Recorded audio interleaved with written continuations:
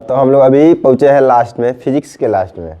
और ये फिजिक्स का लास्ट क्लास है, क्लास 10th की फिजिक्स का लास्ट क्लास है, लास्ट चैप्टर का लास्ट क्लास है। अभी कुछ टॉपिक है छोटा छोटा, इसको हम पढ़ते हैं, देखते हैं। लिखे हैं श्रृंखला अभिक्रिया। तो अल्प समय में विस्फोट के साथ संपन्न होने वाले नाभिकीय अभिक्रिया को श्रृंखला अभिक्रिया कहते हैं।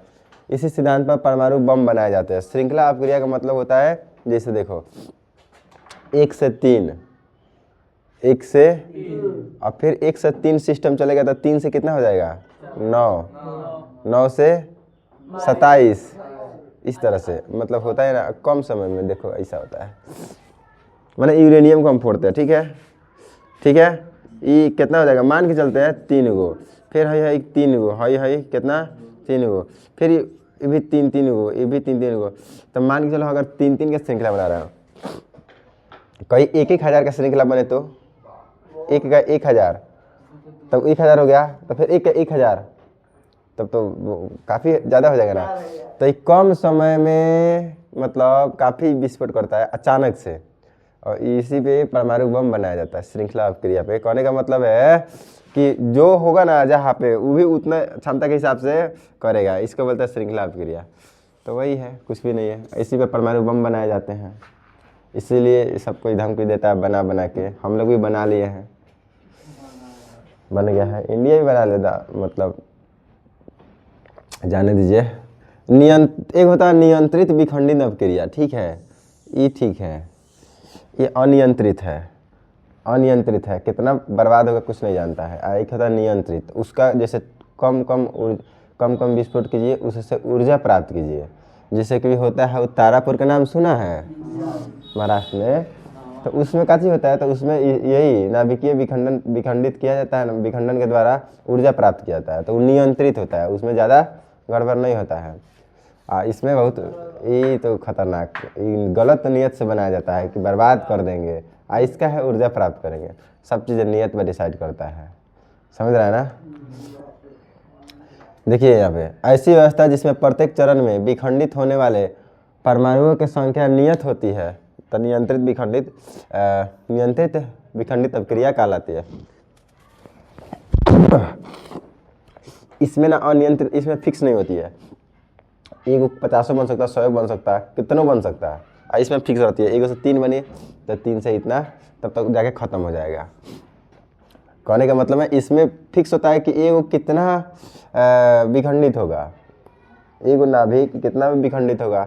इसमें पता ही नहीं रहता कितना विखंडित होगा, अनलिमिटेड रहता है, इसलिए इसको कर लिया जाता है। लेकिन फिर भी ये बनता है ना तो खाली जगह पे बनता है, जहाँ के आसपास लोग नहीं रहते हैं, वहाँ पे खुला क्षेत्र में। हाँ देखा, गैस का गोदाम जो होता है खुला क्षेत्र में बनता है कि अगर ब्लास्ट में तो नुकसान नहीं हो। उसी तरह से एक खुला क्षेत्र बनता है, आसपास कोई इलाका नहीं हो रहने वाला, तो वहाँ पे बनता है। क्या कि हो भी सकता है, मान के चलिए कहीं वैज्ञानिक है, कोई चुतिया वैज्ञानिक आ गया पैसा लेके पाकिस्तान से, तो यहीं पे ब्लास्ट कर देगा, पूरा सामान खत्म हो गया तुम्हारा, करते रहो। यहीं पे बनाया भी जाता है वो वाला चीज़, बड़का यहीं पे छोटका का प्रयोग भी किया जाता है। आखिर उसके लिए तो दूसरा जगह चाहिए नहीं।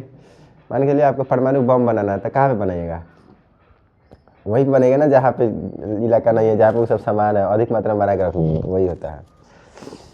अब परमाणु रिएक्टर होते हैं या नाभिकीय रिएक्टर, वह संयंत्र है जिसमें नाभिकीय ऊर्जा को उष्मा ऊर्जा में परिवर्तित करके विद्युत ऊर्जा उत्पन्न की जाती है, परमाणु रिएक्टर कहलाता है।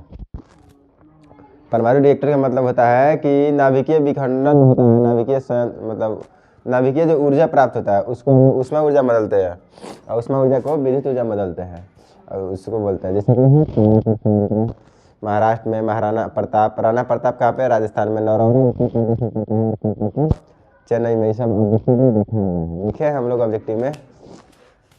हरित गृह, ये हरित गृह प्रभाव देखो, सूर्य के प्रकाश जब पृथ्वी के वायुमंडल में प्रवेश करती है तो पुनः वापस नहीं जा पाती, क्योंकि CO2 और धूलकण आदि परत पार नहीं कर पाती है, जिससे पृथ्वी के तापमान बढ़ जाता है।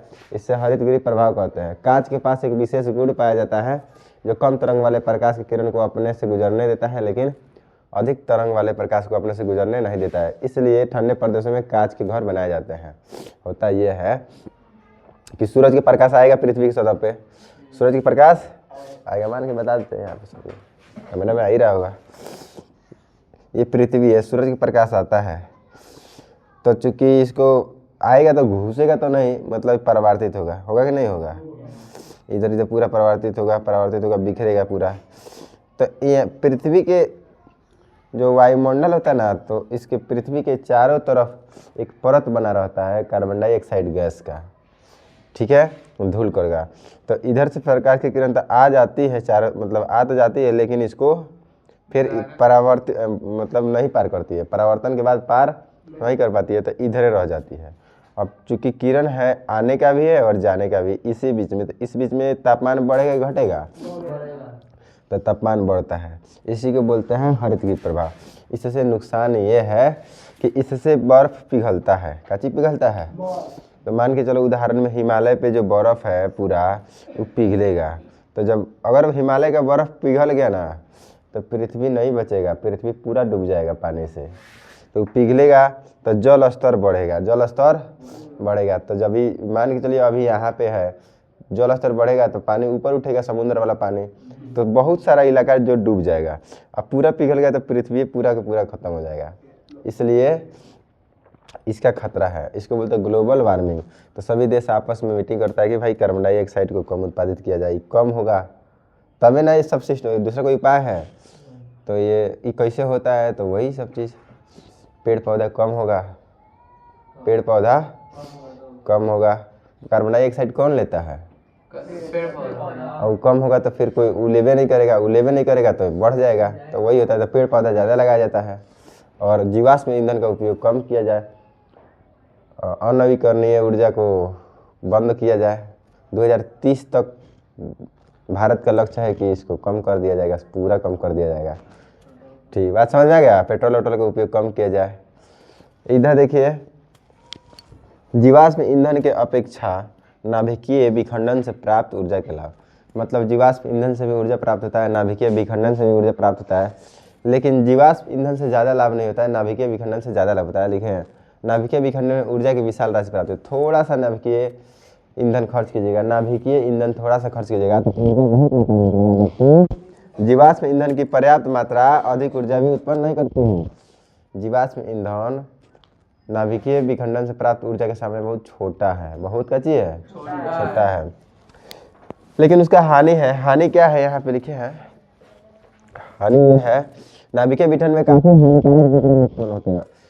विकिरण का मतलब समझता है ना, हाँ, विकिरण प्रकाश की किरण समझता है ना, हाँ, वही मान के चलो तुम्हारे त्वचा पे जाएगा तो वहाँ पे नुकसान करेगा, त्वचा का, स्किन कैंसर हो सकता है, सांस में जाएगा, फेफड़ा करेगा, मैंने बहुत सारा नुकसान होता है। देखिए ऊर्जा तो बहुत देगा, लेकिन उसका नुकसान बहुत ज़्यादा है, उसका इलाज नहीं है। और उसका जो कचरा है, जो भी हर चीज़ का कचरा होता है, तो उसका जो कचरा है, अपशिष्ट है, उसको आपको दूर करने का कोई उपाय नहीं है।